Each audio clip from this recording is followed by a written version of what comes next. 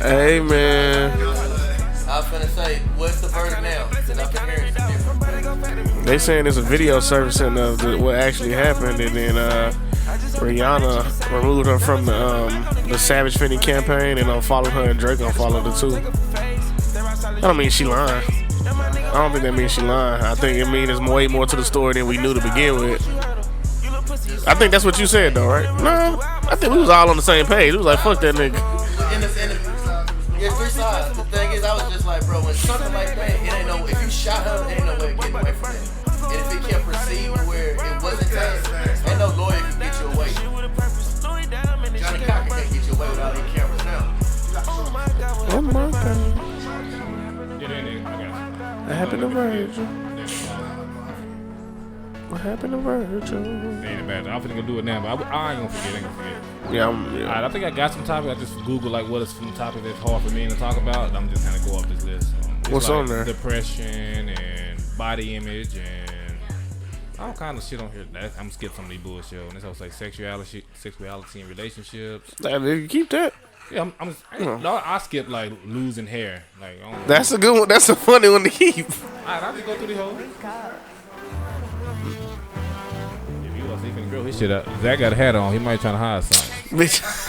I seen Zach. B-Walk on Instagram, so he finna grow his shit. I ain't losing no. Alright, man, I can go off this list and then we can kind of do what we do. Right, I'll cut it by something. I ain't losing no hair, nigga. What song we gonna come into?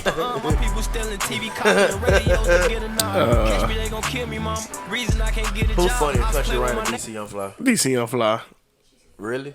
He more naturally funny. I get naturally funny. Country Wayne gotta like do a skit and tell us to like DC Young Fly could walk to your crib and be funny. Sometimes that Country Ryan should be. Nah, his videos be funny, but like that nigga DC Young Fly is in real life funny and skit funny. Like he just a funny nigga. I agree. It's almost like D Smith and Jay. Like D Smith is just always funny. I'd rather say that look at this nigga. Look at this nigga. I'm finna say, I know they metal shit y'all talking about. This got that cold belly, understand?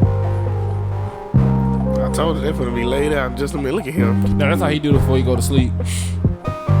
Hey, bro, you really gonna just chew on it? Chew on this one, nigga. Come here. She banking on me on the bank. I smack her, she love to get spanked. I tackle there you her, go. bitch love to wrestle. Come bachelor, we love to play. So come out when I move the J. Know my move when I grab your waist. When you fucking a man that's made. Hey, yeah, I don't know why this one on now. Oh, y'all cool coming in today? You ain't like that, oh, I used to be fucking. You don't have nothing to say. I like this seat better anyway, B-Walk. Got a little cup holder and shit. I love you in so many ways. But why you never complain? With you, I can never be shamed. And I usually never say never. Oh shit, look at me today. Lay your vibe, I don't need no say. Y'all watch y'all ass crack when y'all in the shower? Make sure I sit in the mic. Yes. I just want to make sure because I heard that was a homophobic thing. Like some niggas don't wash their asshole. We can talk about it. I like. No, we talk about it on some niggas don't wash their asshole because they feel like that's gay. Yeah, they be scared. Some niggas just graze around the ass crack. Playing with it, that's different. Hold on. Wait a minute. What? I'm finna say that's only playing with your Turn the music down a little bit. I'll wait till the topic is brought up. I got to wash my ass crack. Yeah, I gotta wash my nuts. I ain't there playing with my nuts. I'm washing my nuts. Well, no, I might put all the toys. I might jangle them keys. Jangle. I might jangle them keys. I ain't gonna lie to you, man. Y'all boys wildin'. What else? What you got for me, Dante? What you got for me, Swelly? I got some songs, man. I'm finna say y'all peep that dirt. What's the favorite song y'all like on dirt? Oh my God, what happened to Vert? That Petty song with him and Future. That's one of the better songs on there, but one of my favorite songs is the first, like the intro. It's Jitty Jit. All right now, man. You know my voice. You know what it is, man. vibe with us one time. Turn up the music, man. Turn me up, man. Turn me the fuck up, man. She from uptown, no from down south. Not a loud mouth. We can fuck around. Hit the music, baby, cut it down. Hit the doobie while you do me indubitably. I feel like I'm Y'all see Randy Gregory got he wearing number 5. Yeah, already icy over there. That nigga wearing number 5. Cowboys The league is gonna make a lot of money off the jersey. They are. Especially this go around. Yeah. Because a lot of people can switch, yeah. I want CeeDee Lamb to get off 88. That's not him. I want him to get that too. Then he gonna go crazy. Yeah. Hey, man. You are now tuned in to Dallas' Most Dangerous Podcast, Dallas' Most Handsome Podcast, Easy. Dallas' Most Vulnerable Podcast. Easy. And I am the one and only ZIGGY_the Alpha on all social media platforms. All them bitches. To my right, we actually got to switch up. These niggas playing musical chairs. Yes, we got the Backside pivot. We got the Izza, the Jizza, the Big Talk Shitter, man. boy. We got the one and only the Wizard in the building. Yes, Man, and sir. to his right, we got the one and only at the belly of the Grove, man. We got the 6'5" Swelly, man. Yes, sir. Yes, Grove sir. Side Worldwide. And behind the lens, man, behind the camera is B-Will.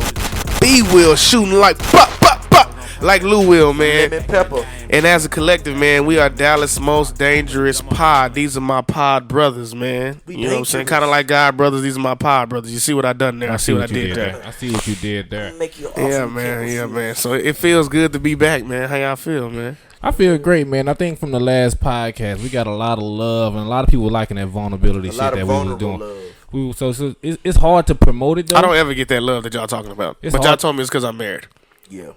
They can't slide like they used to. Nah, I think I get it because I run the Swelly page, so they DM the Okay, Swelly okay. page. They don't really DM me. What about you, But- B? Will you get some love? Hell no. No, okay. That nigga, Yeah, I'm you just behind the They're camera. just ready to post your pics. Your But, work gets seen over the city, my boy. But after the last pod, bro, we got a lot of great feedback, and we was trying to like when I'm working on like the promo shit. It's really hard to promote this shit because it ain't as easy to grab attention until like we can't say bitches ain't this or black women ain't that. So like we The say hey, shock jock so when they scroll up like how can I get niggas to stop and look at this shit? So I think it's something I got to figure out. But I think the better we do with the content and the better shit that we create, I think it's gonna make it easy for me to do it. But I see B-Wall people were fucking with your What is the answer to yeah, single man? Are they the scared to single be man alone? shit. So people really fucking Word. with it. So I think So I think some people commented on TikTok about it. So I think I ain't gonna lie. think good. A lot of people did shout out about the suicide portion of it when we talked about that. A lot of people did. Yeah. So I think the content we making is making it easy for them to shout us out. So I think we just gotta do a better job in that part. But Yep, we talking about a relatable topic. yeah, we started the pot off with suicide. I feel like that's just Yeah, we did pop that hoe off of suicide. Yeah, they So do. I want to pop this podcast off with something different. I'm just trying to debunk everything that's pod related. Well, I would like for you to ask me how I'm doing. No, I would. I I'm was. finna say, I said- can we get it to a checkup, please? No, I was just gonna say I was gonna Check start on- it. I check was gonna on me, start it a little nigga. different. So I guess we can get Check into on it. me. I guess it's time for the mental health check. Finna You drive know the how whip you. before we check out the gas. Look out of that. Well, you know, He ain't even put his seatbelt on. well, in the past we do one topic and then we go to the mental shit. That's how we've been doing it. But since y'all want to start, I wouldn't know. Since y'all want to start with the mental health shit, let's get it. We've been changing why shop now. Since you said something, Zach, you go first. You the showrunner, man. We just the talent, man. How you doing, man? How you doing mentally, spiritually, emotionally, all that good shit? I'm a 10, man. A 10? I think that's the first 10. Yeah, man. of- Give me a round of applause. Give me something. What we got? I'm a 10, Shout out my man. man. I'm a 10, man. I'm a 10, man. Shout out. Why you a 10? I actually had a conversation with one of my close friends last night after I beat his ass in Madden, Tuss.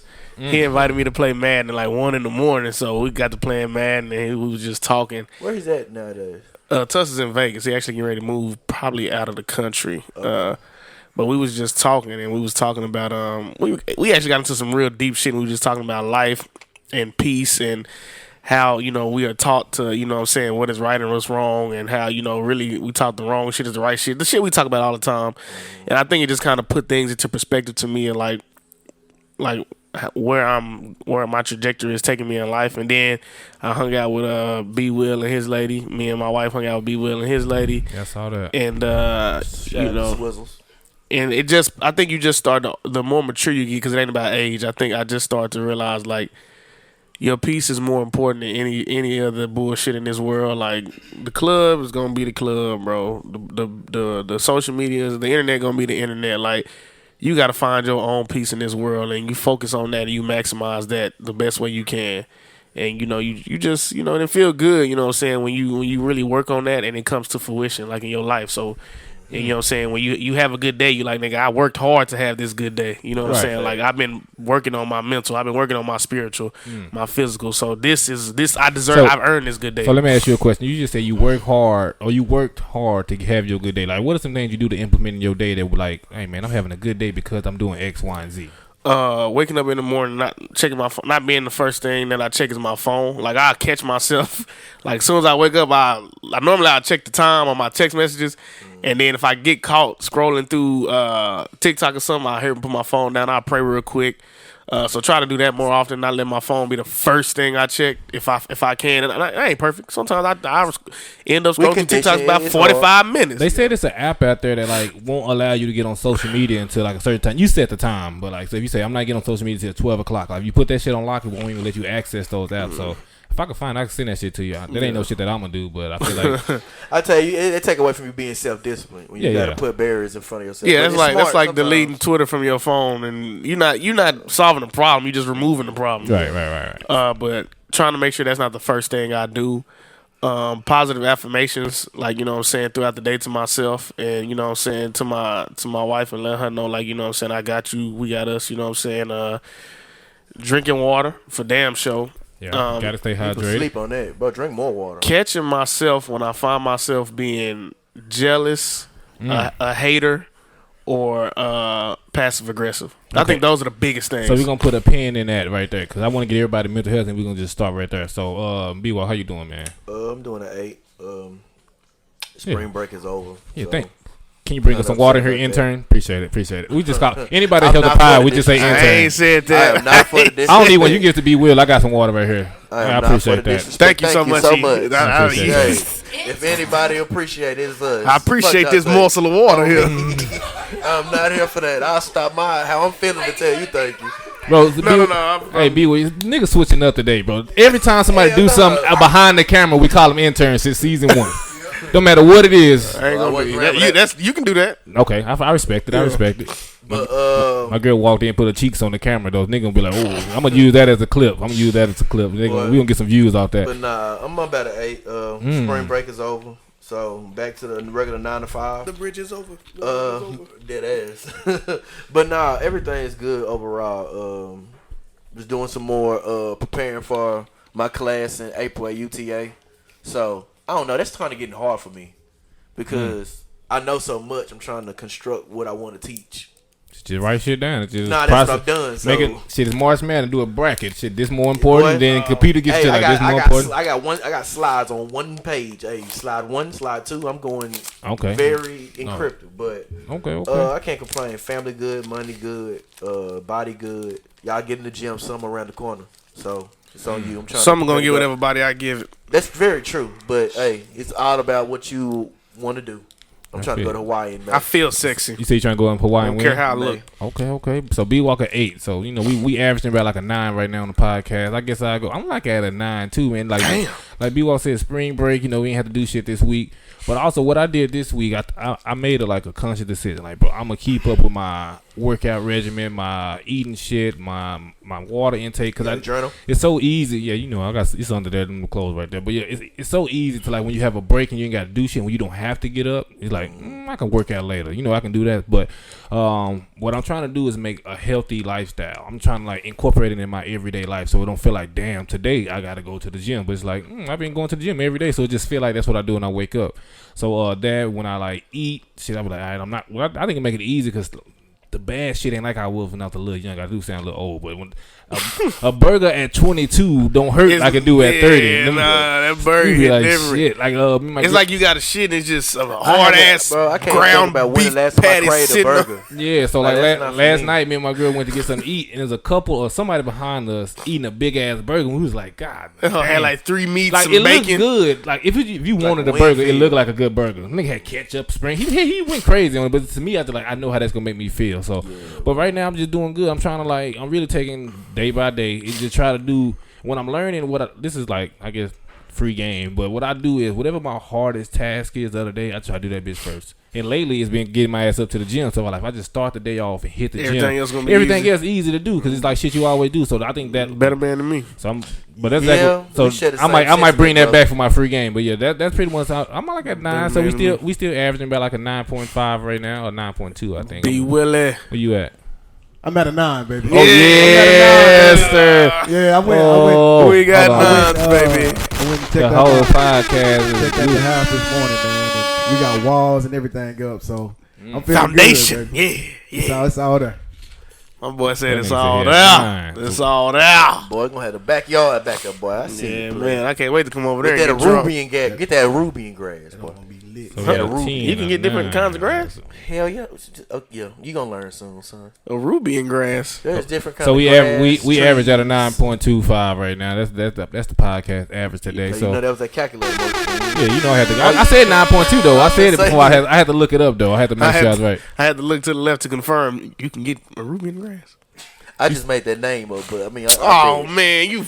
All right. I bet if you Google it. So before I get into my topic, Zach said something I think that we should chime in. And so Zach said he tried not to get jealous. No, I'm human. I get jealous. I can be a hater and I can be passive aggressive. We all can be, but what helps my mental health is when I am self-aware and I catch myself, so don't nobody else got to catch me. Okay, so what makes Ziggy _ the Alpha jealous? Like, cause I've never seen you as a jealous type nigga. Like anything can make you jealous. So I'm curious to know that. Like, what can make you jealous?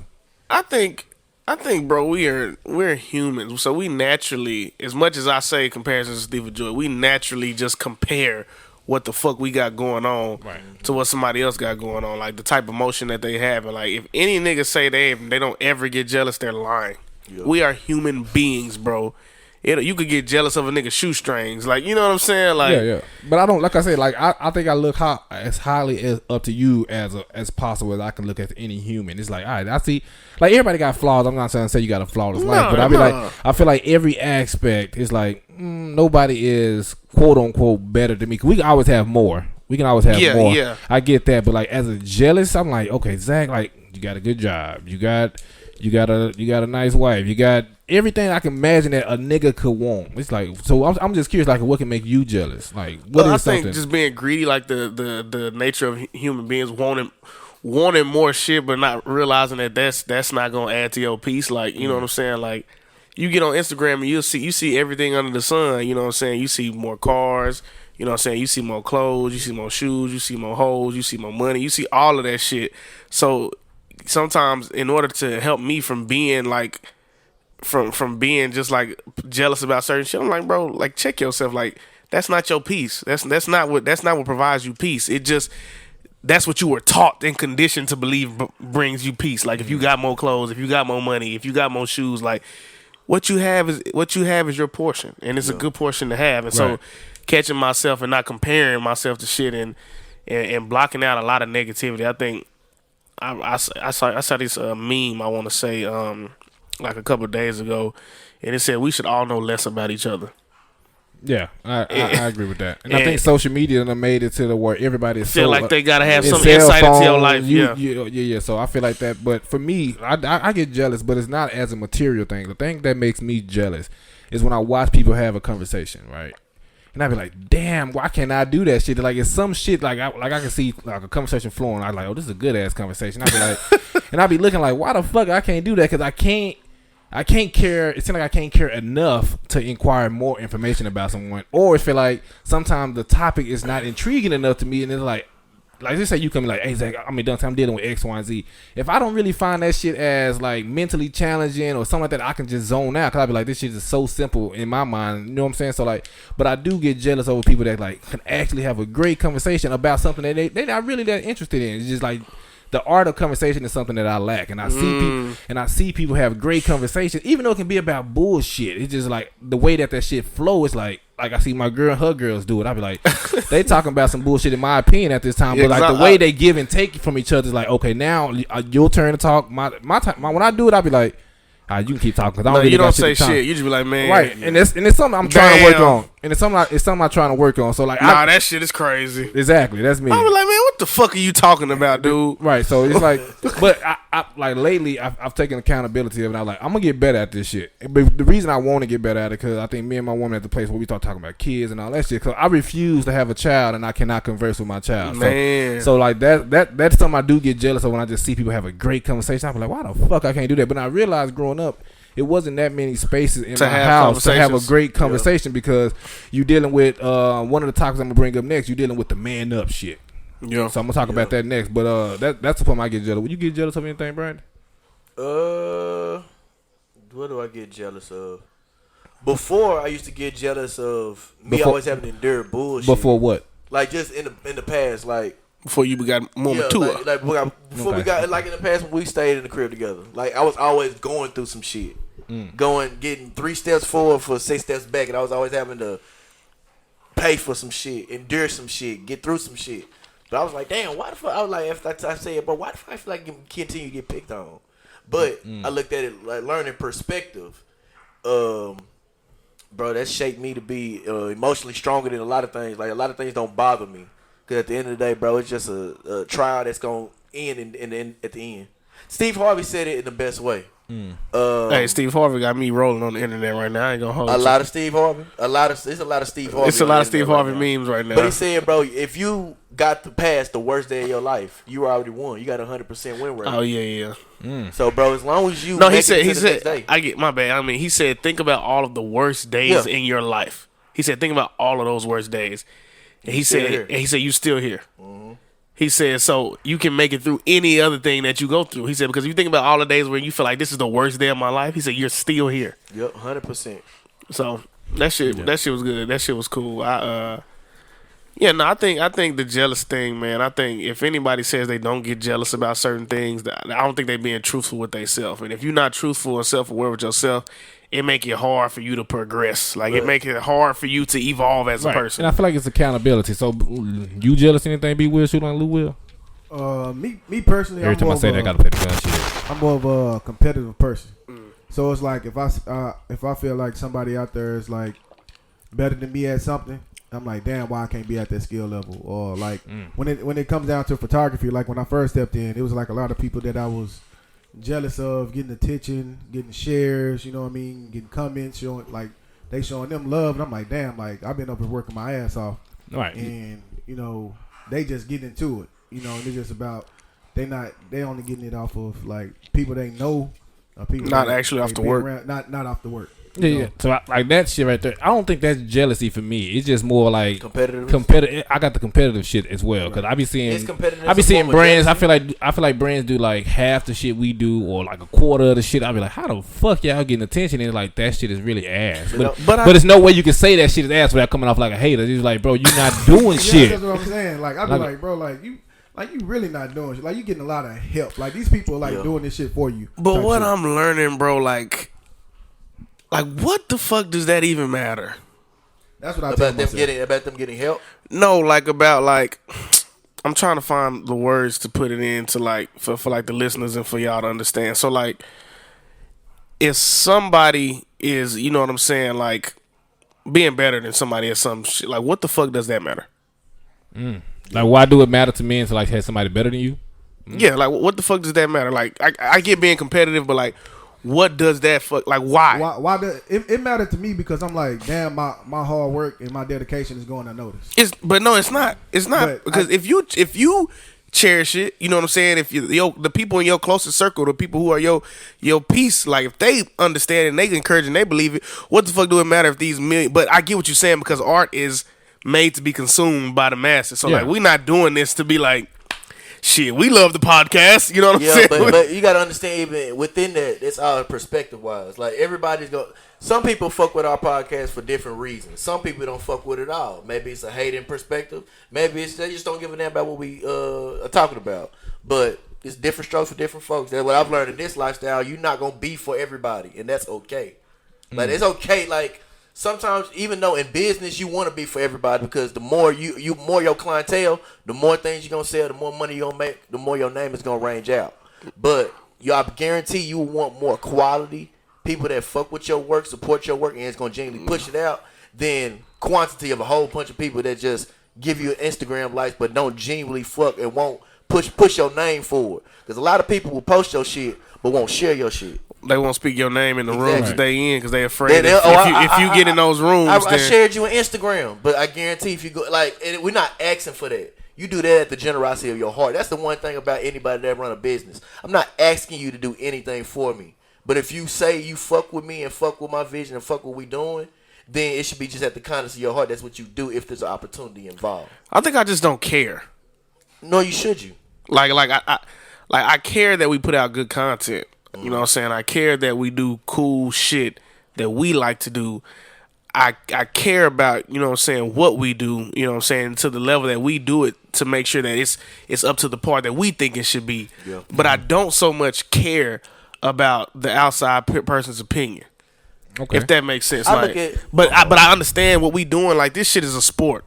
Yeah. It is. And like, you know what I'm saying, in sport, nigga, like, ain't no, you know what I'm saying, it don't matter unless you winning. You know what I'm saying? In a sense. So my thing is, we competitive, and I think what make it hard for us to be competitive. That there's no way that you can compete. Like, I can't say I put us against this pie without right metrics. Now. Yeah. So it really just comes down to opinions and the consumer. So it's like, damn, I'm putting this out there for y'all to like us. Yeah. But like, I can believe everything is opinionated. Like, these I don't think we doing it for that though. We not. I feel like, but like when it comes to like the Swelly clothing shit, I'm definitely doing for that. I'm doing it to have the best shit. But at the same time, being who we are, if somebody wanted to create a podcast versus, we wouldn't be no hoes about it. Yeah, we're not gonna lose. No, we're not gonna lose. I know that. I do want to say this before we move on. Like, be with pod, nigga. Your work is you showing it to us. I don't know who is the people that you want to see your shit, but for the people in this room, like, I love my brand. And I wouldn't have kept you around if you were doing bullshit. And I wouldn't go to photo shoots if you were doing bullshit. Nigga, so, you cold. So like, like when we do photo shoots, like, I'll hit you up. I'm not, and I got other photographers that you could. But I'm like, if B Will can't do it, I'm not doing it because it's the point. Is like, it's a certain way. I know. It's a certain way I know you're gonna do it, and you have this. You have a gift when you talk to models. Like, you can bring somebody that ain't never modeled, and you can give them the confidence. You like, look this way, do this shit. It's like that's your calling. Like, I can see this shit, and you do good work. We ain't even dropped what we did yesterday yet. So, so like when we do shit, I feel like people seeing it, but we do live in a generation where people can't give you. They can't give you no credit. You know what I'm saying? Some people just refuse to give you credit. Like, them niggas killing it, and they just keep scrolling. So, like, I do, but I want to give it from the bottom of my heart. I'm going to give your flowers on the pod. Like, you've been doing your shit, and you be helping us with the pod videos, and we ain't paying you shit. You know what I'm saying? So, like, it's all just... Y'all my boys, man. My style of critique is free for you always, bro. You can call me, other folks, nah. Yeah, so, I'll tell you what colors to put together. All right, but I do want to move on to a topic, though. So, all right. So, I want to talk about something that I feel like I never really hear men talk about. And that's depression, right? Because I feel like something about wiping your ass in the shower. No, I thought that was gonna be my fun topic later. Okay, we can wait then. We can wait. But I feel like that's a need that needs to be spoke about in the black man community. We talked about it when we had the Blackberry review on. We did bring it up. We touched on it. But I do want to talk about this depression that a lot of men go through, and then you can't talk about it or you can't seek help because we are always told as young men or young boys, the little boys, to, hey, man up.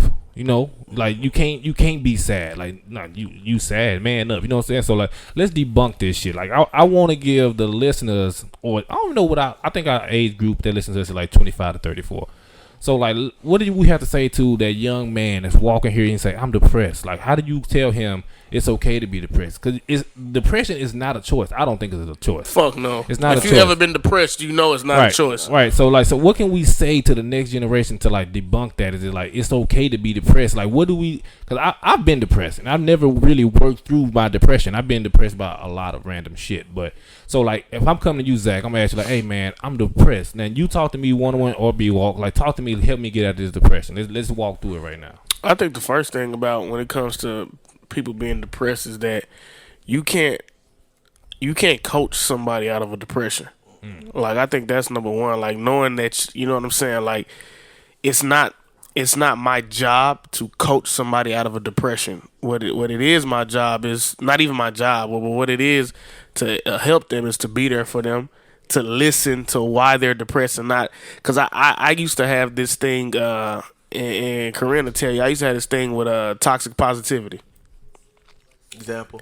And I would just be like, man, you need to be stronger than what you're going through. You know what I'm saying? You got to rise up, nigga. Like that's the man up shit. You can't let the shit beat you. Like some old inspiring ass, but that's like toxic. The old preacher stuff. That's toxic positivity. Like, you know what I'm saying? Like, you got to be stronger than your situation. We can do this. You can do this. You can do this. And it's like persevere. That perseverance spirit, but that don't work for everybody. And that can do more harm than good.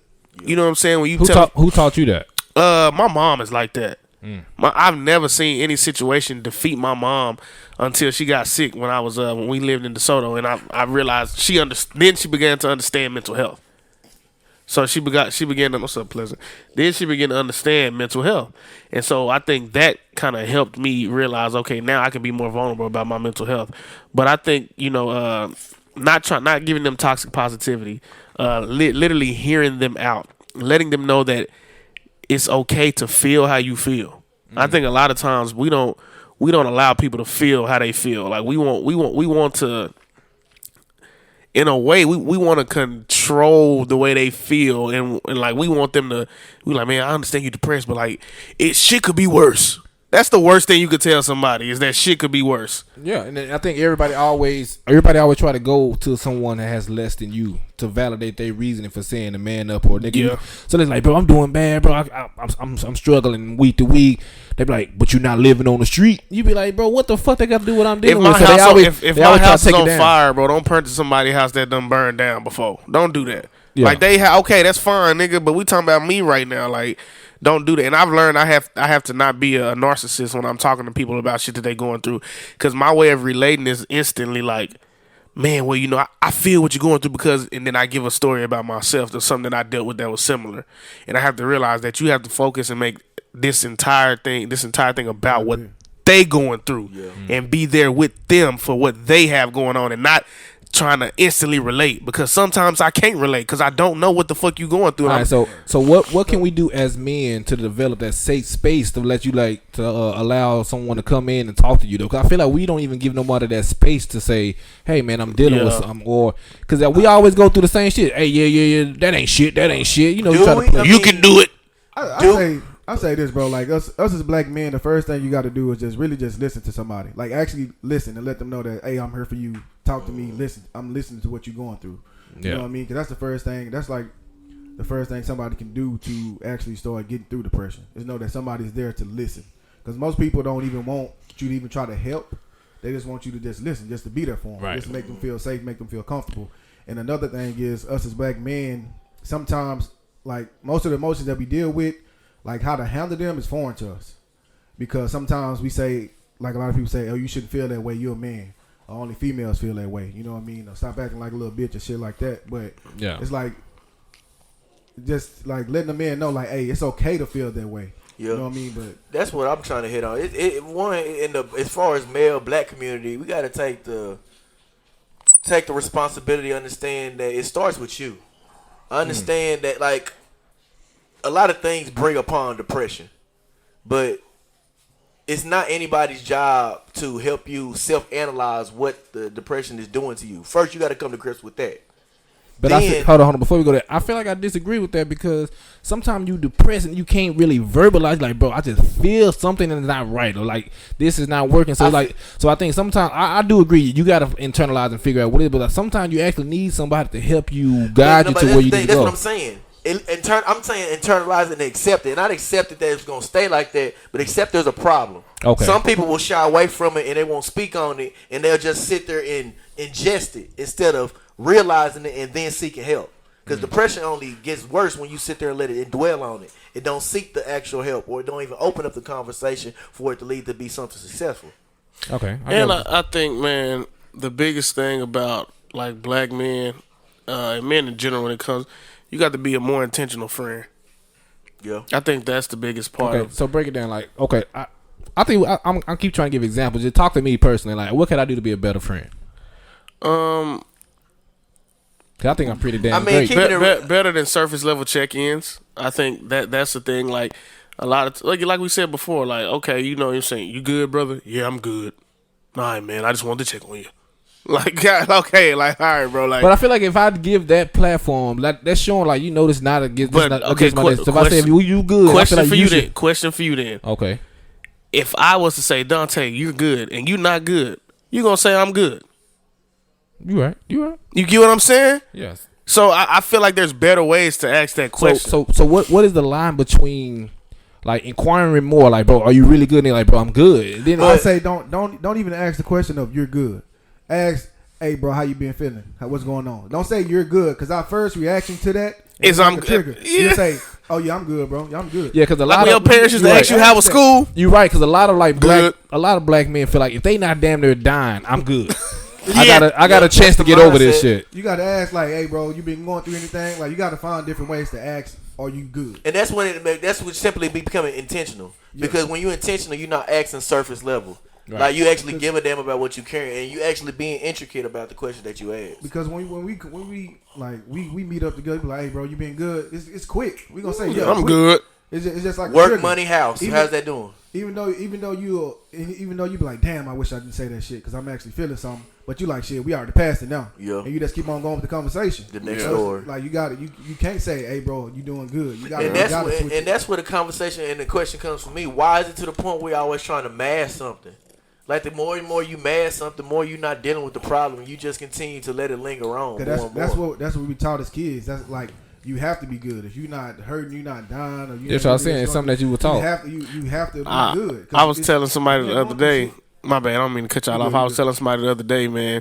Sometimes staying busy as a black person is a trauma response. Yeah. Like we think that if we always grind and we always doing something, that, you know what I'm saying, we okay. But really, in actuality, it's like, bro, sometimes you need to take a step back, bro, and just be present, nigga. Don't do nothing. Don't go nowhere. Don't spend no money.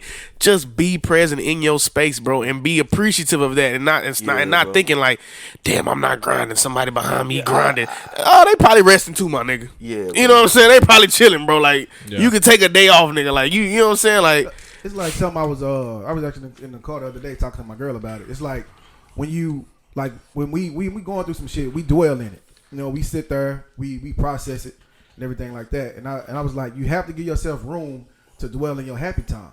To process the good shit that you're going through. Oh, you pot. Because just as much as you went through some shit when you was fucked up and you was down bad, sad and crying, when you going through them good moments, enjoy that shit. Because you have to. And they give you a broader perspective of the full picture. Yep. Because when you only painting your picture with the negative, bro, then your book is looking real dark, bro. I know you got some sunshine in there. Yep. So we do need to. I know. I said that for myself because I'm very big on from one step to the next. Good thing. Oh, it only lasts for long. On to the next success story. Like, bro, you got to really dwell and bask in the ambiance of success because that should only fuel you to do more instead of you always trying to chase away the negative. But is dwell like a negative word though? That's what I'm trying to think. When I hear somebody say you got to dwell in something, you be like, damn. I feel like whatever you dwelling in, because if you dwelling, it depends on what you're dwelling in. It depends on what you're dwelling yourself in. But that's a good question. I think the question that you posed in the beginning is, how do you tell somebody that's going through depression like it's okay? What would you tell them? You know, how can we be better as black men? And, you know what I'm saying, explaining that. I think it would just be, man, listen with intent to understand and not trying to relate. I think it would be being more intentional, like in the conversation, and not just, you know, say, oh, it'll be okay. You know, straying away from toxic positivity. Not it's something that we as black men do all the time, because I used to do it. Giving them unhealthy vices to cope with what they're going through. What you mean, like smoke? Like, man, let's smoke. Yeah. You know what I'm saying? Maybe that may not be the best thing they need. Or, hey, man, let's go get a drink. Maybe that may not be the best thing they need. Hey, man, I'm gonna put you on some hoes. Maybe that's not the best thing they need right now. Maybe they need somebody to tell them, you know what I'm saying, hey, bro, you want to go take a walk. Like you know what I'm saying? Like you did recently with our other partner. You want to go take a walk. Nigga walk 4 miles with a partner. You talk about a lot of shit on the 4-mile walk. Nah, really. You can't help it. You know what I'm saying? Hey, bro, let's go get something to eat. You know what I'm saying? That's the product of being intentional.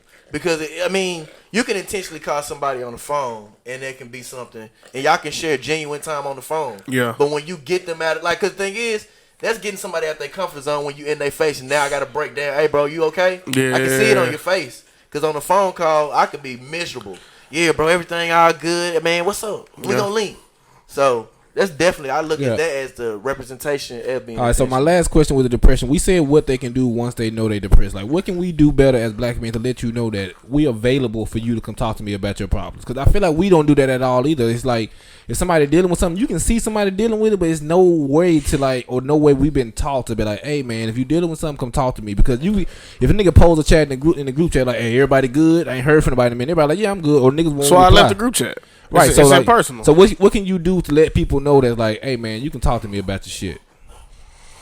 So you get quiet. We ain't got no answer. I was personally gonna say that's a good question. We need to create a generation of being vulnerable because we got more behind us, and we got more behind us of people telling us don't open up about your feelings, don't talk about this, don't do this, than in front of us. We need to create a generation of showing, because men, you got to show us.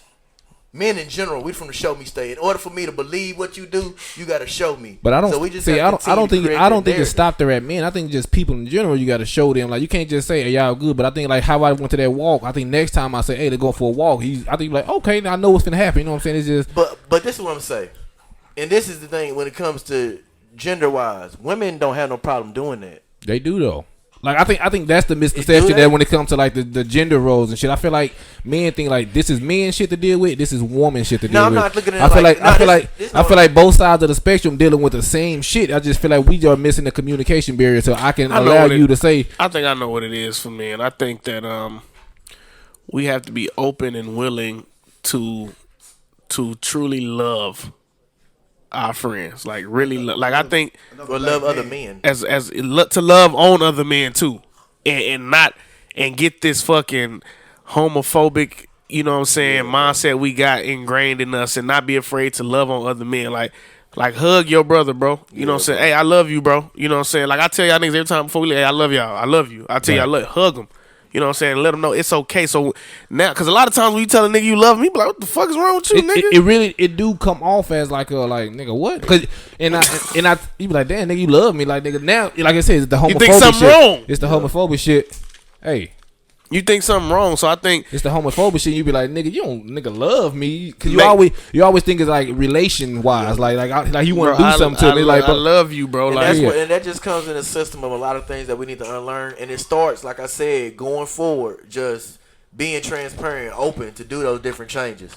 Bro, that. Honestly, I feel like it's way deeper than just the surface of it. Of even with our friends, it's about teaching kids how to love another man. You know what I mean? Yeah. Because as young kids, we were taught like we gotta watch out for these other black men. We can't like, bro. Like, you know, I deliver mail, right? Phase of kids, because as kids they love whoever. This when we get to adolescence. That's when it change. Not really, no. Because it's what they taught how to stick to your people, stay for your people. You got to be selfish. You got to be guarded.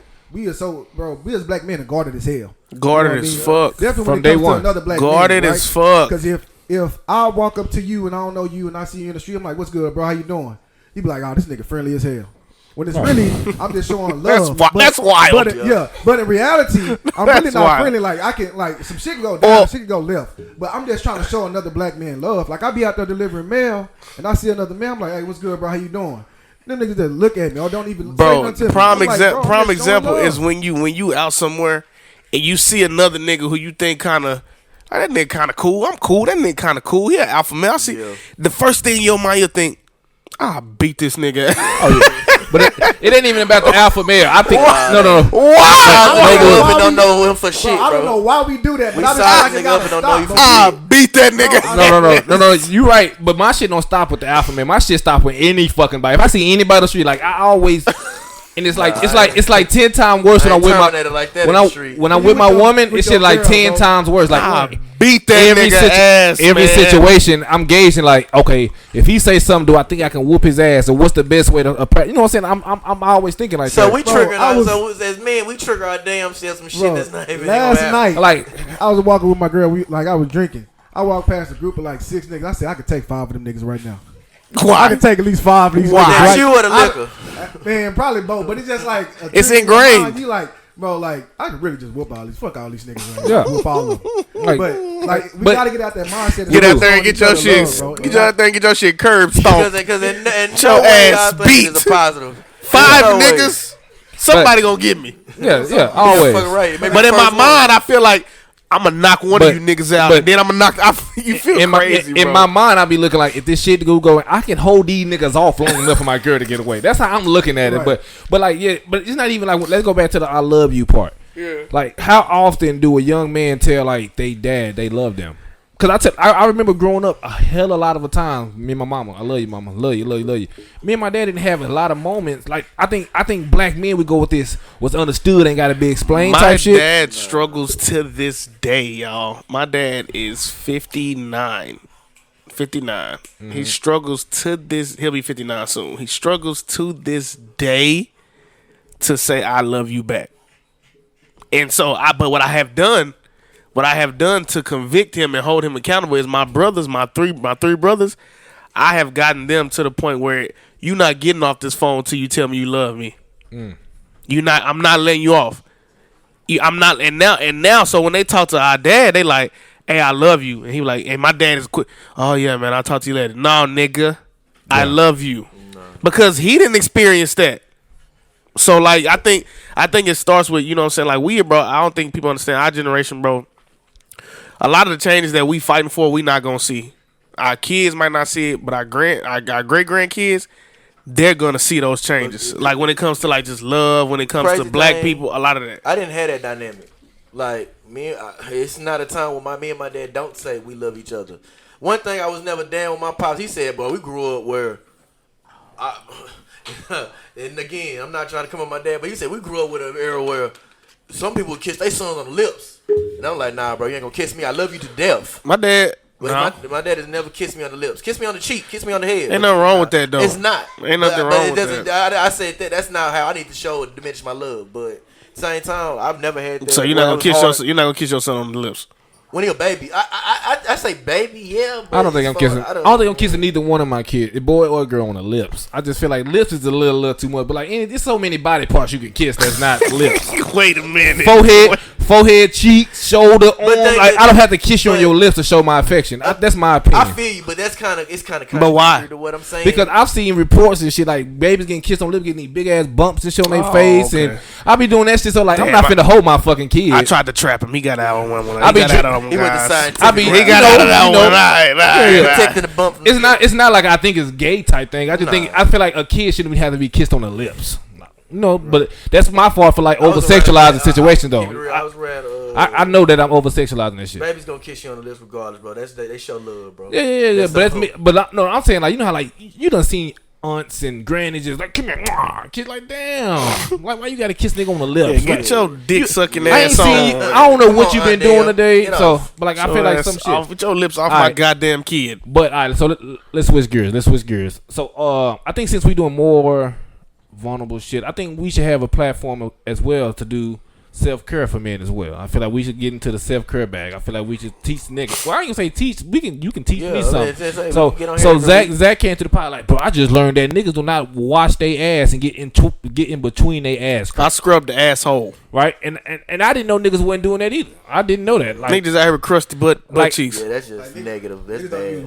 Booty flakes. Wipes. I know they say wipes good. Like I'm a type of nigga, but I do have two different towels. If you look at my shower, I got one on the left, that's my face towel. Okay, see. And then I got an ass towel. I can't be washing my face with my ass towel. I just can't do it. I wash my face I can't be all in my ass and then wash my face. I get out the shower because I use my face first. I got two different towels. So y'all gonna think I'm crazy. Mm-hmm. I don't use towels. I'm straight soap to body. Like you just a lavender ass up. I don't think it get more clean than that. Nah. See, I've had phases. See, I disagree. You start soap the body bar on your chest. Or body wash. It depends whichever one I buy. Okay, just so you put the body wash in your head and get the scrub. I put the body wash on my nuts, my ass crack, my armpits. No, I get you getting all the spaces, but I feel like a towel do a better job at scrubbing than your hand can do. What you saying? No, we married. You using a hell of a lot. Hold on, that's disrespectful. She use a towel. That's disrespectful. You got nut soap before. No, God. Bro, the soap is clean. What? After what? The soap is clean. After you done dragged across your nuts and your chest and your Don't tell you put the soap between your ass. The soap is clean. God. Then you rinse off the soap and the soap is clean. See, I feel like you need something to put the soap on. Like I get the hands. A loofah, a towel. I have loofahs, but they don't. After a while, loofahs don't last long. They get the breaking up. That's only 99 cents at the dollar store. Yeah, man. I just don't. I'm a soap the body ass nigga. I went through phases. So maybe that'll change, but as for now, I'm a soap to body ass nigga. I just feel like all right. So I'm gonna be here. When you do the towel and sometimes you clean, you see the shit come on your towel. So I know this cleaning. With my hand, it don't be nothing different. So no. I'm not wiping my asshole with my hand, man. Come on. That's what I'm saying. You using how you using it then? Like you say you don't use a towel, but you gotta clean your asshole. You slide that soap up your ass, boy. That's what you doing. You bend over and let the water hit it or something. Nah, so first, you had that debit card in that ass, boy. So when I first get in there, nigga, Zach puts the soap and just bend it over like this. So if y'all gonna let me explain, I'm gonna tell y'all. Hold on, let's take hold on. First. Let it laugh first. Since I'm creating all of the content for this podcast, the content that people want to hear. When I get in the shower first, the first thing I do when I get in the shower, I'm not consistent. I'll be honest. I'm consistent with cleaning my ass, but I'm not consistent with my method of cleaning my ass. Okay, sometimes I may have a towel. Sometimes I may have a loofah. Sometimes I may just have a bar soap. Sometimes I may just have a body soap. So whatever I have at the time is how my do with it. Yeah. So when I first get into the shower, the first thing I do is I rinse. I rinse my armpits. I rinse my hair, my face, my beard, my feet, and then I scoot up a little bit. And I spread my ass cheeks and I let the water rinse my ass. Hold on, you scooting up facing the shower or you scoot away like? No, I look at the wall. You took your ass up. So you going towards the shower? I'm going. He get to the jail and I'm going towards the towel rack. Okay, I got you. So you going backwards? Yeah, I reverse. I reverse cowgirl the shower. Okay, I got you though. I see what you're doing. Yeah, so I bent over a little bit. Bent over and spread them. And then I spread my ass cheeks and I let the water and take care of just the rinse. Just the rinse. You get it ready. Just the rinse. You get it ready. All right, now I rinse. Then I come back and I take my bar soap. Okay. On my body, nuts. Every good spot. And then I reverse cowgirl, bar soap the ass crack. So you put the bar soap in your ass crack though. I feel like that's very selfish. I can never shower at your house. I can never shower at this nigga house. They gotta bring their own soap. That's what the towel is for too. He is out here debit card that soap in his. So your wife come in after you using the same bar soap. You just went to your ass. No, she don't take shower before me. It's still the same soap, so that hoe don't get like once the water hit it, all that shit. Nah, it's too. I don't see the problem. It's your soap. I don't see a problem with it. It's your soap. House too, but that's and then after that, after I've lathered my body up, including my ass, I got you. Bam, reverse cowgirl. Shower, hit the ass crack. Bang, bang, rinse off. I'm really, it's crazy because I'm visualizing everything you're saying. I get what you're saying. Then if I got the towel, of course, but I don't always have the towel. Or sometimes I'm lazy and I ain't get the towel. Right. Now, I ain't gonna lie to you. I never thought about who was getting in the shower after me because I assumed once you rinse, because I rinse the soap off when I'm finished. You think all the ass juice gone? Hell no. Like that water is supposed to wash it off. I got a background. I don't understand why it's not. The soap is the cleanest thing on earth. Yeah, but you done put a cover. You done coated it with your ass. Yeah, but once you wash it like you washed your body, fam, you gotta get a knife and just scrub that first layer off. No, he gonna have to sterilize. They gonna have to be some. Yeah, you gotta get that first layer of soap off that hole. Bleach involved, player. You want to drop that a little bit. It's cool. If I ever need to take a shower, I like, hey bro, I'm gonna bring my own soap. You damn fucking right. But that's why I use the shower gel too, though. It make it easier. It's like that's what I do. I use a gel with a towel, my brother. I'm a gel. So with the gel, it's the same shit. Yeah, but it's in the bottle. It's not like you sticking the shit up your ass. It's like you can pour it in your hand and you just get the going. I understand that I may have an unconventional method. Hey fam, this is not to shame you. I don't give a fuck. You know I don't care. That's the main objective that we talk about. I don't give a damn. Wash their ass.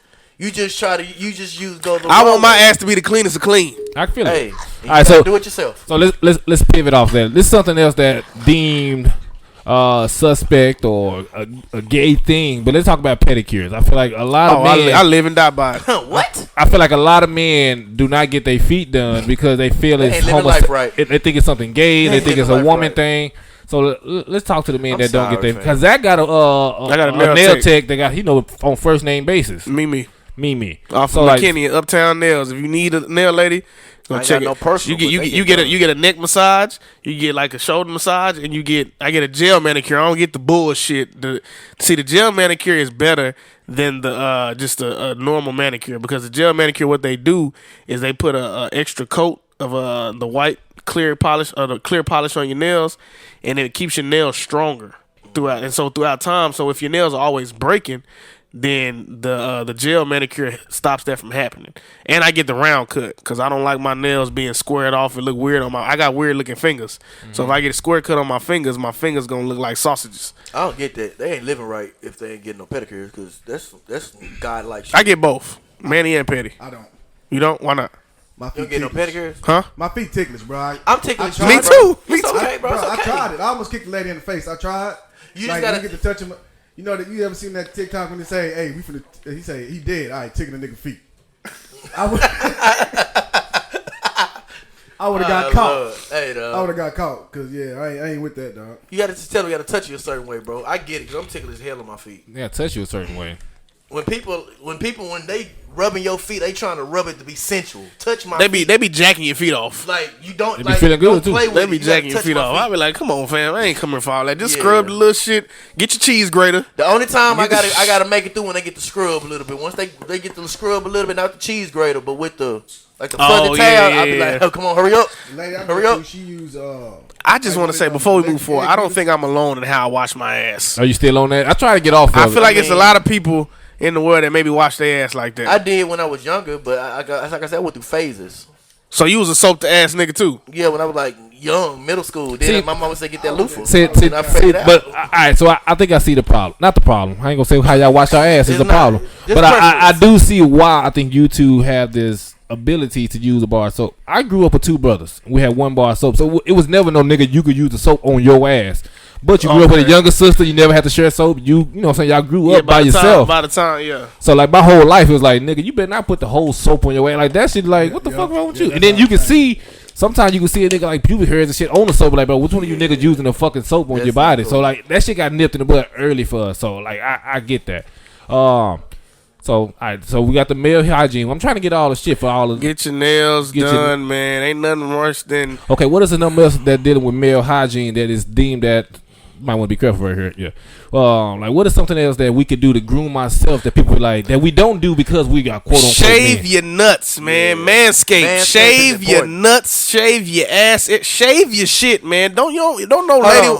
We're not sponsored by them, but Manscaped.com is a great source. Don't no lady want to be down there around your area and your shit is bushed the fuck up. Shave your shit if you can shave your shit, man. I shave my shit, but I don't know my ass. Like, so you just got a hairy ass. I don't know how to shave my ass. Nah. You gotta reverse cowgirl to go back. Why not? Why?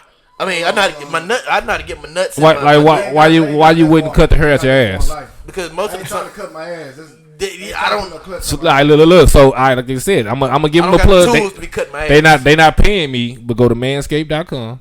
They got a good little tools. And like them hoes will not cut you like this. And you know why you need to shave your ass? I'm gonna tell y'all why I need to shave your ass. You don't want them dangleberries. All right, nigga, we on the same part. You don't want shit flakes.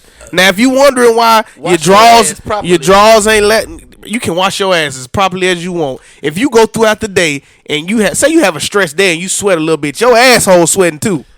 And so it's collecting all of that. Then when you eat whatever you ate, you got the shit.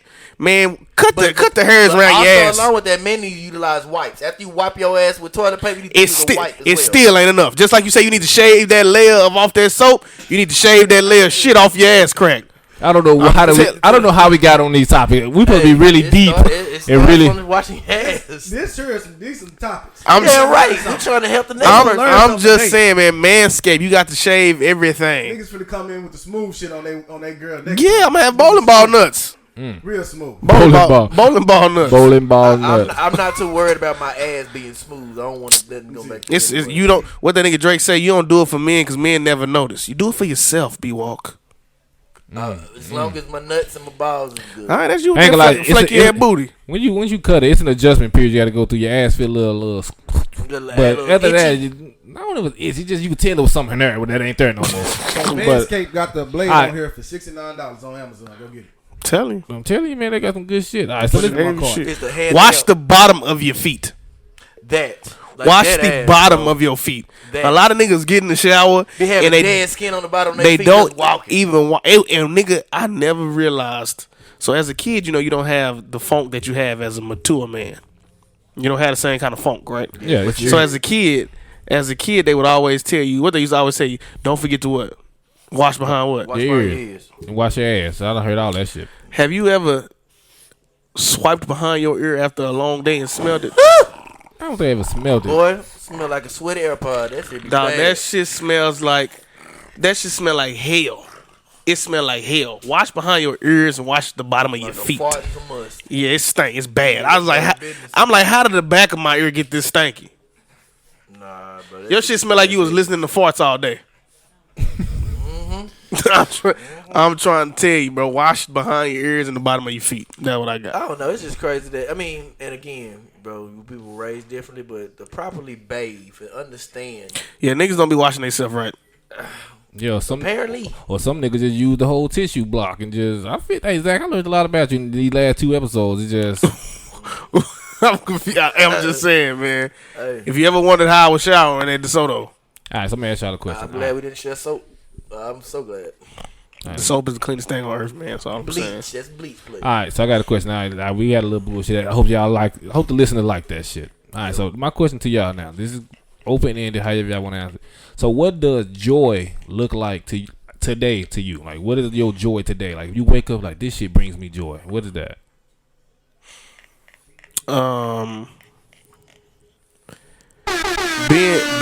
That's a good question. I think joy looks like to me being able to do things that I think that I actually like to do and not things that I have to do. Yeah. I think like yesterday we got to wake up and do all the things that we wanted to do. Like we didn't do nothing that we felt like we had to do. Like, you know what I'm saying? Like, I feel that. And not feeling like I'm crashing out behind stupid shit out here. Like not feeling like I feel like joy looks like to me when I realize that I don't have to prove nothing to nobody. I love who I am truly. Like I'm always being myself in every room I go into. You know what I'm saying? Like I'm not risking my peace for stupid shit. You know what I'm saying? Like realizing that I now have the power to be so comfortable in myself that nothing can really move me. That brings me joy. Okay, so I don't know. My joy. I think I'm trying to learn what I'm learning now in my life at this point in time. Like what brings like me happiness. What like 'cause everything I do is always predicated to other people. Right? It's like my girl's good, my dog's good, my mama's good, my brother's good. So then internally I'll be like, all right, fuck everybody good, so I'm good. You know, I'm not even trying to see what I can do to myself. Like, what am I lacking? What can make my life a better experience for while I'm here? It's just I've always tried to live vicariously through other people. It's like, okay, I'm gonna make sure you good, you good.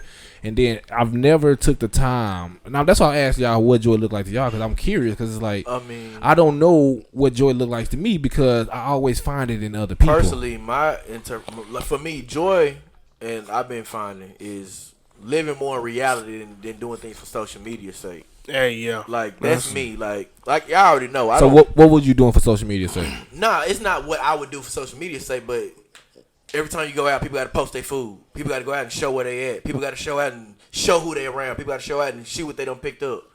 Bro, I just live and I do. Like, bro, I have some of the grandest times you would never see it, but I'm joyful even though nobody's seen it. Sometimes people they don't enjoy their time unless other people are witnessing what they doing. Yeah. Like, I don't, like, bro, when the food come, I'm not looking to take no picture. Eat. I'm already into it anyway. Some people will not touch their food until they get their perfect picture, just to showcase what I'm eating and where I'm at.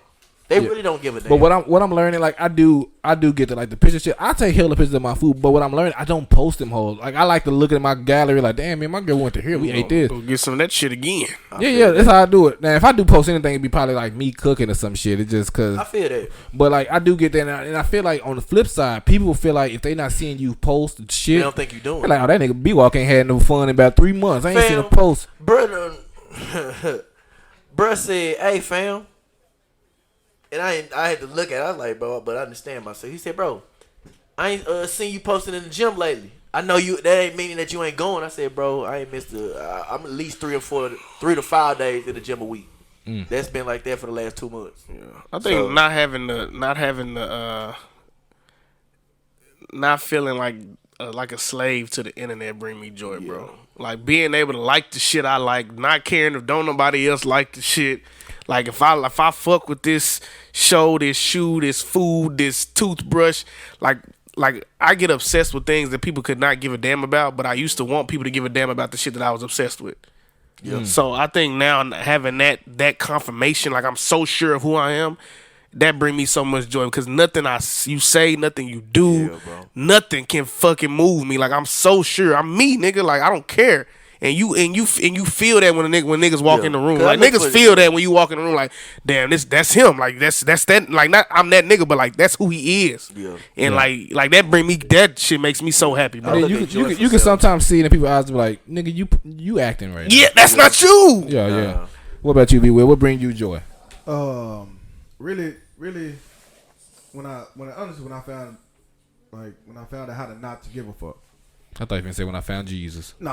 When I found out not how to give a fuck. That's a good one. Like, just not. I'm not going to let you do that. That's a good one. But, just like not giving a fuck about other people's opinions, what they say, what they think about. That shit feels great. How I move, if you ain't so much how peaceful. Moving, that's cool. But it's like, you stepping away from, judgment. Like, judgment don't bother you. Even your parents, even family. Nah, that ass. And I think even family, and that's tough for me. I think a lot of people, like with the parents, like you feel like you're gonna let them down if you think a certain way. And I feel like I've never had to deal with like a lot of. I realized how lucky I was later on in life that I had no guided structure. Like this, how you gonna do it? This how you gonna do it? Like my parents allowed me to like figure shit out on my own. But then growing up, I felt like in the midst of me figuring shit out on my own, I didn't develop how to communicate. I didn't learn how to converse because I was like, in my mind, I'm like, you didn't have to defend your opinions. Yeah, I never had to talk about how I felt about shit because my parents allowed us to feel shit. Like, all right, nigga, deal with it. Like, I always had to defend my opinions. But my mom never came in like, you doing this, you doing that. Like, I don't want to do that. I never had to like verbalize why I didn't want to do something because if I didn't want to do something, my parents be like, I bet, go on about their day. So it was like I never had to like converse how I feel about shit because I never had to learn that skill trait. So like, but like now I'm thinking about y'all. Like I've always not gave a fuck about how people felt about me. I think, you're not a likable person. That's easy for you though. You said what? That's it. You're not a likable person if people don't know you. Yeah. So that's easy for you. And that was cool, and I'm cool with that. But that's a gift, nigga. That ain't, you know what I'm saying. Like for somebody that has always been liked, it's hard to not be like, if you find somebody like, don't fuck with Zach, you be like, nigga, you don't fuck with me. Yeah, I used to be like that. I used to be like that. Figure out why. I used to be like that. Yeah. I did, but I think living with y'all, meeting my wife, and people that you realize, nigga, fuck them. Like if they don't like you, bro, and reading the 4 agreements, realizing that you can't take anything personal. Because if somebody like you, it could be because they having a good day. If they don't like you because they having a bad day, they literally don't have shit to do with you. Mm-hmm. So that's what I'm saying. That's a gift that don't everybody have, and so that allows you to be more of yourself early on. Right. You know what I'm saying? So. Damn. Okay, did you go? Did you? I don't want like. What was the question? Like, what brings you joy? What brings you joy? Oh, I did. I said, okay. Living in reality instead of trying to live for social media. Okay, you did say that. You did say that. All right, so I got another question. Since we in a war climate right now, as men, I feel like men are full of shit. I've been saying that, right? I feel like we go to war for dumb shit. I feel like the reason we at war, like I'm just asking, what's important enough for you to go to war? Nothing. You wouldn't go to war for shit in your life? War.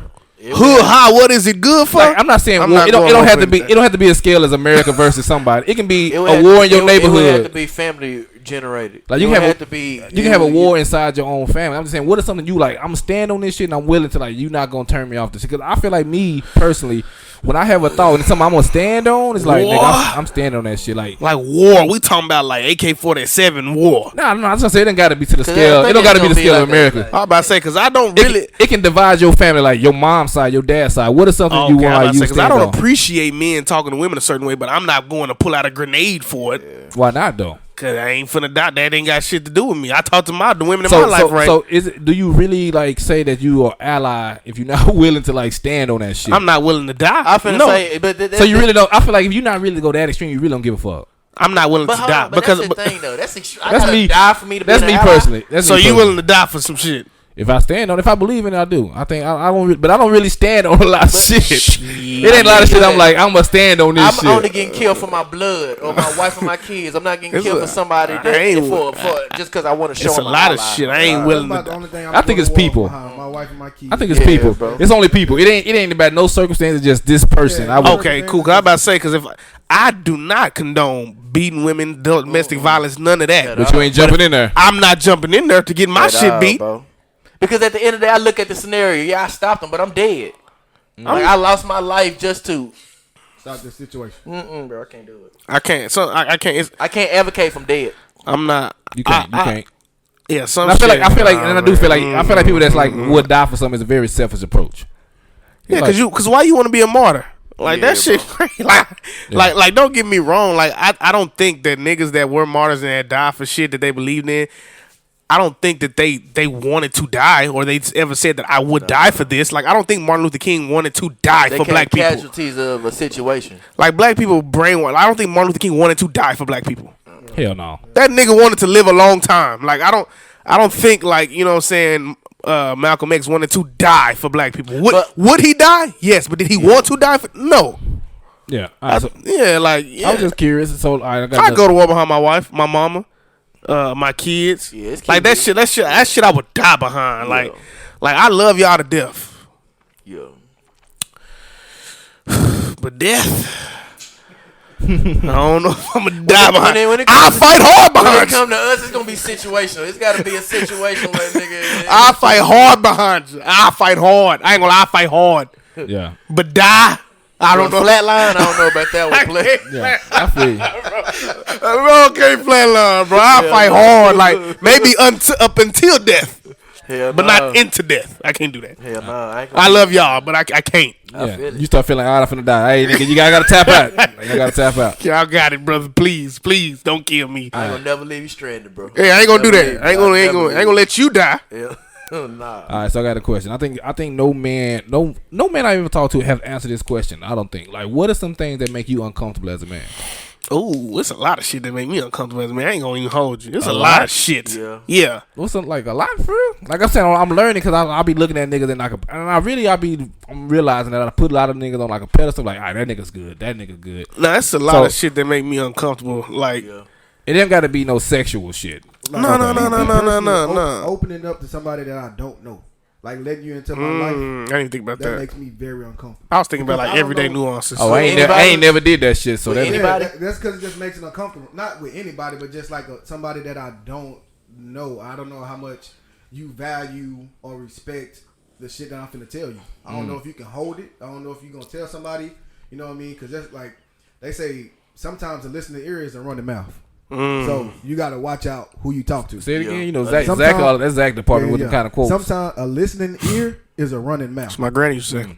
So you got to be careful who you talk to and who you tell. So sometimes if I don't know if you're going to go out here and tell, like if you come to me telling somebody else's business. You know, damn sure going to tell mine. You're going to tell mine. So I got to be careful about who I talk to. So it's like if I'm in a room and I'm like talking around somebody and like, I'm like, damn, this making me feel uncomfortable because like now I don't know how you feeling about the situation. Who you going to go tell? So yeah. Okay, I go next. So what makes me uncomfortable is all gonna go back to communication. But like when I converse with certain people and I feel like I don't want to say the wrong thing to piss you off, right? I feel like you ask me a question, I'm like, okay, let me think about how can I say this the right way. You gotta tailor yourself. Not saying like how I really feel or like how like the first thing in my mind, like okay, if I say that, I can get this reaction. If I say this, that might be the reaction. So then a lot of times I just shut the fuck up because I would see both roles leading to me getting yelled at or like me like being wrong. It's like I can visualize how the conversation gonna transpire. So I'll be like, I don't want to talk about that uncomfortable shit because I just know like once you get to a certain spot in a conversation is you can't return, you can't back out. It's like we talking about the shit. So that shit makes me very uncomfortable to put myself in a situation where I either got to defend how I think. Or I gotta like. You don't feel like you being your true self. Yeah, and it's like I don't want to say something that's gonna piss you off, and now we got to deal with some shit for the rest of the year, or I can lose a friend behind this shit. It's just like a lot of feel like that with your core group of friends. I feel like that with my core group of friends, and I feel like that in my relationship. It's like so. Let's just say if I have a friend that I really think could be a better person in life, right? And I be feeling like it's not my place to tell you you're full of shit right now. Shit. And I feel like as a friend, I feel like. I don't know. I don't know if that's my role in the friendship because I do feel like every friend group has a different role. I'm gonna tell you. Like I feel like surface level, like okay, y'all niggas for sure. If you doing some shit, but like you get to them some second generation of friends, it'd be like the third and fourth tiers. Yeah, it's like like. You do your thing. Like I fuck with you, but if I say this, I might lose you as a friend. You know what I'm saying? Like, or you could not fuck with me, or you be like, bro, they ain't got nothing to do with you. You know what I'm saying? So some shit like that. So like, it's just uncomfortable. Now you feel like it's tension in our friendship. Yeah. And it's like, okay, like, example. We had a friend that was like, had sexual assault rumors or something on social media. I told him you need to be a better friend. I tell my people. Brought it up. I ain't talked to the nigga since. Like we haven't had no conversation since. And it's like that's uncomfortable. It's a risk you wouldn't take. So like, do I value as a friend more, or do I just want you a part of my life? It's the way you did it though, motherfucker. Oh yeah, it was a horrible. Shit. Like that. I'm not saying you wrong. The messaging. Was just I'm not saying you're wrong for what you did, but what I am saying is it could have been done a better way. Right. That's all I'm saying. I think what you did was right. It was just. It was needed. But it could have been done a better way. That's all I'm saying. Yeah, but I agree. At the same time, a motherfucker is not being a good person. Yeah. You know what I'm saying? Or not even a good person because that's not my job to judge that. But if you can't be a better person and I'm a friend and I see that in you and I address that with you and you feel away, we're not friends. Because I'm gonna tell you ass. I've told you. I would tell B Will, you know what I'm saying? I would tell like, and I think that's a flaw of mine too because everybody don't receive that like I received that. I was about to say that you got to be careful how you communicate to people. No, for sure. Some like me myself, I value myself as a real nigga. So like some of my shit will come off as blunt, some of them come off hard. Very like I don't blunt for care. me. But the thing about it is, I'm just giving it to you straight. Yep. And I had to learn that everybody don't communicate that way. And I think that's what I said. Like that's my problem. Like me learning how to converse with people. It's like. I like to tell people how I like to receive information, but then I learned that shit's not right. Because if I'm doing something like don't say this shit could be better, or you bullshitting here, like just tell me, I'm like, okay, bet, appreciate it. But I realize some people you got to be passive aggressive to. You got to be a hella aggressive. Like Zach, you got to be hella aggressive to Zach. Like I feel like Zach, you don't have to do the bullshit shit because he's already in tune with himself. He's like, he gonna respect you. Yeah, he gonna be like, hey Zach, I feel like you've been doing this lately. He'll let you know like, oh, I was doing that, but I stopped doing. He'll cut the shit out before you even bring it up to him. But like some people will be like. No, you gonna be fucked up. I ain't doing that. I was like, that ain't me. Yeah. Like I don't want to bring it up to start an argument with you. I'm not trying to debate about something I see in your life. You know what I'm saying? So sometimes, I feel you. Like those whole situations be uncomfortable. So I'll be like, I'm better off not saying shit, and we can just keep playing dominoes. That is something that's a great answer. I've never thought about like how you try to tailor yourself to sometimes fit your friends, so you don't offend them. So you don't offend your friends, especially friends you've been having a long time, and how that can make you very uncomfortable. Because I don't do it. That can make that. But then again, I think people receive. But it's very opinionated too. That's why I be like, maybe I'm just seeing something that is just like. I think what the difference is between me and you is that if something comes from Dante to people, because they may view you a certain way, they take it a certain way. Right. Regardless of what you could be saying, good shit, bad shit. And for me, I've never felt like that because people may view me a certain way. And when I say something, it may be more well received. Mm-hmm. You get what I'm saying? Because they may deem me more likable or something like that. Yeah, I know I'm quote unquote a bully. Like I really try to like get reactions out of niggas. That's why like I can't really say shit because I have built this relationship with my friends. Like if Dante says something 9 times out of 10, he really just trying to piss you off. And I know that's my rep, and I like doing that shit. I like to get in the chat just stir up shit. I know my role sometimes. But if I do see something, but I'm learning. That's what I'm saying. I'm learning throughout the whole shit like how to converse better with men. It ain't. Because I feel like we have hella practice as men tailoring our conversation to a woman. not hurting her feelings, not trying to, you know what I'm saying? We do that to a woman, but I feel like as a man, we do this tough love shit where I gotta set the record straight early. You know what I'm saying? Like we don't do that same compassion that we have for a lady. If more men had more love for each other, I feel like we could then fix a lot of issues. I feel like if more men had love for their damn self. I mean, it starts with us, but then again, you gotta love yourself to love somebody else. So you're true. It definitely starts with self. But if we were able to love each other in a more deeper sense, then we could fully understand the construct of love, because a lot of men don't understand that and only look at it from the side of a male and female perspective. Right. You finna say something? All right, so what I want to do right now on this podcast, because I don't know how much time we got left, but I want to do something that I don't think we ever did before. I wanted to give ourselves a flower. Like, you got to tell what is the best part about being you. And I feel like the reason I want to do that because I know people have a hard time giving themselves praise. Like, it's easy for them to say what's bad about you. I can name like 10 things, but what is something that you like? What's the best part of being Zach? What's the best part of being B-Will? We gonna do this every week? Because I'm gonna say we could. No. We ain't gotta do it every week. It's just today. I'm gonna say chapter 1. Cause best is just one thing. I'm not trying to say what is some of the best thing. Like, what's the best? The number one thing that's like describe for right you. now that's coming to my head. I just try to keep an open perspective. Just keep an open perspective on things, because it's easy to get so closed-minded and jaded to things. That's the best part about being you. That's for today. Okay. Well, today I would say I really got a good heart. I can give without even looking. I don't look for nothing in return. You know what I mean? Like, I did something yesterday, and Ziggy called me, which you should never did. But fuck this nigga, man. So I went to the restroom, but you bought shots for everybody. I picked up the bill yesterday, but I was like, it's just me that's like, I appreciate y'all coming out for this coming chill. Just say you kicking. I appreciate you showing up. That's what I appreciate. So it's not about the money. It's not about that. It's just the time, the fellowship. Come to fuck with me. That's all I care about. And you do. And I say that me and my girl talked about it the day you came over the house and we just kicked out. Like, man, they got a good heart. Like, just some people don't have that. I definitely don't have that ability to just pull up and just want to spend time and just be the best person I can for you. That's that's a good trait. I agree with that one. Yeah, I think mine is I am genuinely myself. Like, I'm never trying to be somebody else. I'm never like trying to change when I enter a room, like, to fit the I am genuinely myself, and I find so much peace in that. Like, if you've ever been around me, you know that this is not a facade. Like, this is who I am, man. Like, anybody that's ever hung out with me, like, I'm genuinely myself, bro, and I don't care about trying to be this certain way. Like, I've always been myself, always. I think the best part about me being me is I'm very team oriented. I need the team to come together. Like, and I've always, like, if these niggas out here, like, no, I gotta find a way to incorporate people. I want everybody to be involved, and I think, and that's what I said. I'm learning when I said like what brings me joy is like, what the fuck do I do for myself? Because I'm always trying to get other people involved. I want everybody to have an opinion. I want everybody to be seen. Like, everybody can't go though. Right, and I get, and I'm learning that's hard. That, and I'm learning that. But I get that everybody can't go, but like the niggas that's going, I'm gonna make sure these niggas going. Like, we gonna be on the same level at all point of time. And it's never a thought of, okay, how can I get the most out of this? I don't even think of those thoughts. So like, I want people to like be involved. Like, if I get, let's just say example, Swelly. That's my vision. I seen this shit being. Honestly, I ain't really see it doing the pie. I ain't gonna lie to you. When we first started, I didn't see the pie. But now it's like, okay, I can. You want to do this, you want to do that. I can try to incorporate it into what I'm trying to do. So I think that's the best part about being me.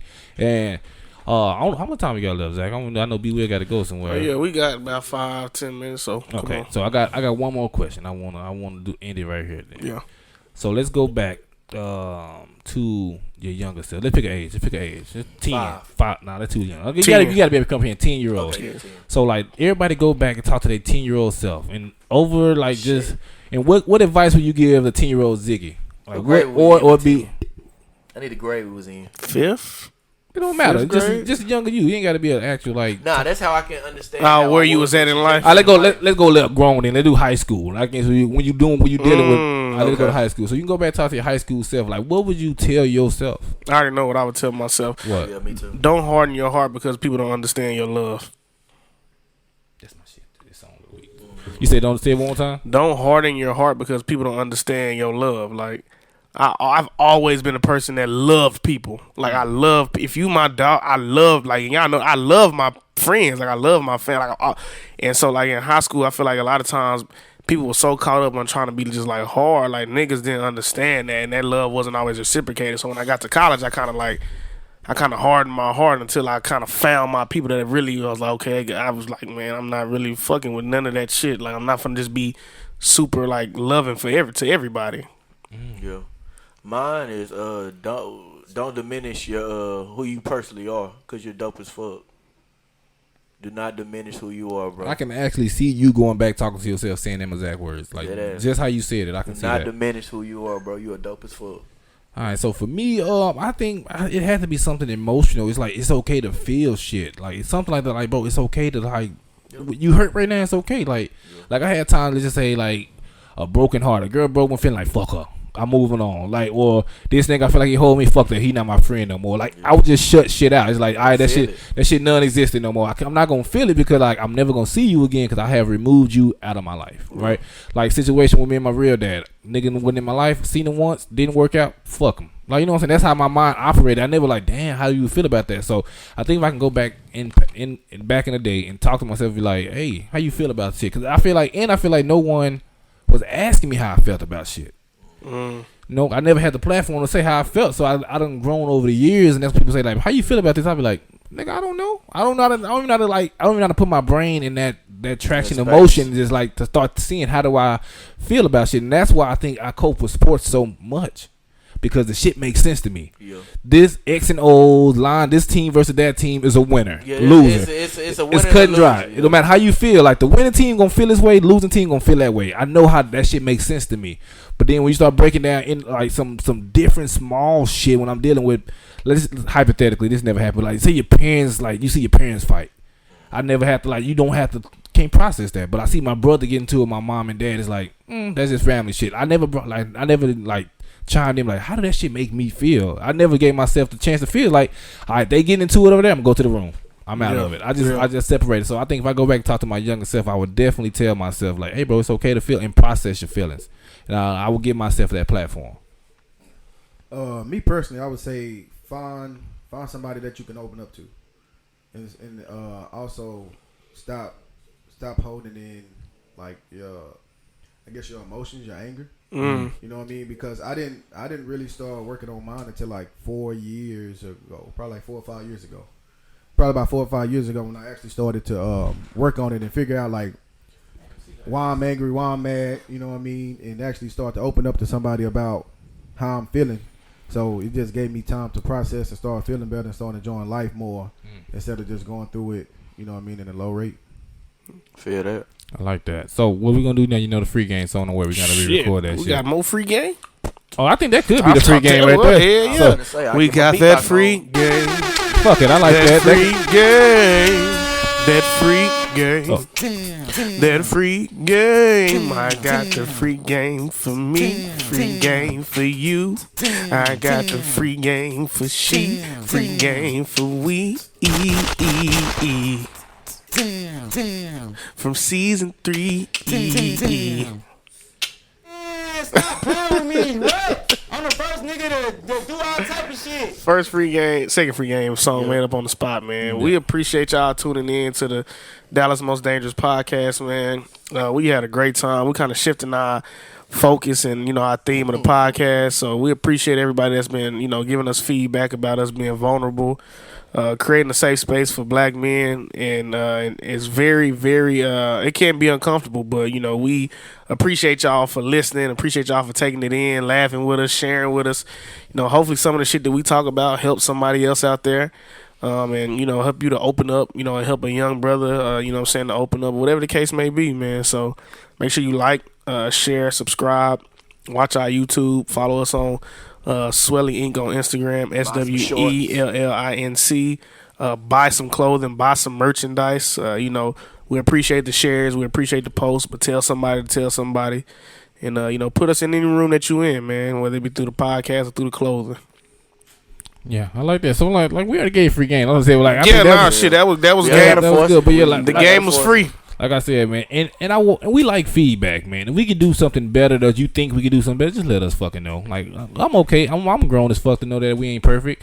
So without further ado, this is B Walk the Wizard, the Bizzard, the Big Talk Shit, a song of the week. Let me find that bitch. There we go. Hey yo, make my shit sound godless. Like that. What you coming, nigga? I'ma tell you like this. It's all in your mindset. Yeah. Let's go, be free. Soon as they let me eat, know the streets was my expertise. I kept discreet contacts with my connects, so they let me eat. A rapper, but I was a drug trafficker before I left the streets. These 10 more crack commandments. Frank Wright, rest in peace. Number 20 gotta be to make sure that you count the money. Singles and fives under hundreds, we call that bankroll a dummy. I've been on both sides of that, made a smooth relationship ugly. When dealing with a true connect, my first goal is get you to trust me. 19 is, don't never burn the plug, dog, that silly shit. I had to mention it, since this one wasn't on Biggie list. He knew you have a hard time comprehending it. I mean, risking 6-figure business for pennies is kinda ridiculous. 18, you better test that work before you buy it. Yeah, of course they gon' say it's fire, but you know these niggas be lying.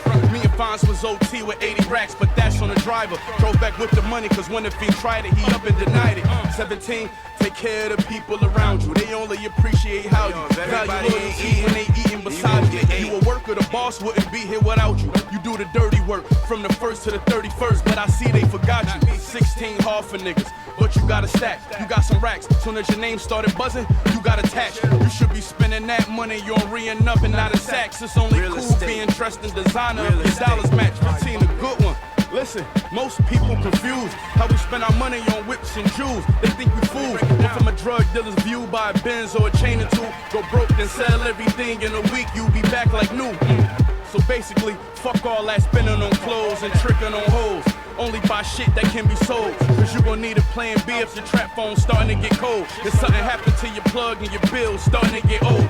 14, just lead by example, nigga. Cause you could be richer, but my handle equal triple the financial difference. 13, tricky, Big couldn't even approach it. When he was slinging and toting, this wasn't even a focus. No social media posting, greedy emotions. Niggas chase fame and not the money that's broke shit. They'll be on whole shit.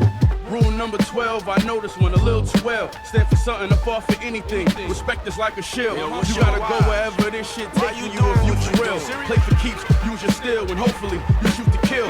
11, the most important. Somewhere on our way we lost it. Tossing rocks at prison. Married the game, it's hard to divorce it. From one hustler to another, not to interfere with your business. But since I'm here for this one, I gotta be crystal clear with you niggas. The first chance you get, you better get out the shit. The most stories how you was getting dough won't amount to shit. Can't feed your child with it when they come wearing jackets with alphabets. Look around, the smart hustlers, the only ones round here rich. Get out the game. Rap niggas, hope y'all don't get no ideas. You gotta live the way I live to talk the shit I just did. 10 more crack commandments. Yeah. Check this out, it's all in the mindset, you know? It's all in the mindset. Can't judge people for how they got it. My daddy used to be a hustler, you feel me? But like we a different generation, a different time. We ain't gotta repeat the past, the crack era. We do what we did before, you know what I'm saying? We one of the world's most valuable commodities. That's black culture, baby. We all legal now. We just gotta